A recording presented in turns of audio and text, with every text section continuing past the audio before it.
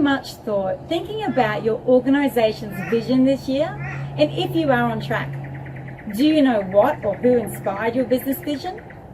You know, whether we are a business owner or a staff member, we should really know what the vision is and are we on track to meet it.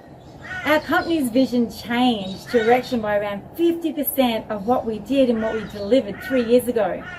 And it has taken us 3 years of commitment, effort and continual improvement to be finally launching all our new programs and resources by 30th of June this year.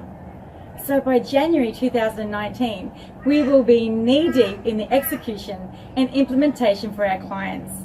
3 years in planning and development seems like a long time. However, we still had to run our business and earn money until we were ready to launch our new services and presentations.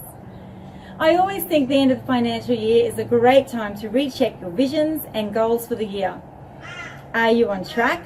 Or is it a time now to restructure and reassess or recreate your vision? To make a difference today, I wanted to see if your vision is clear.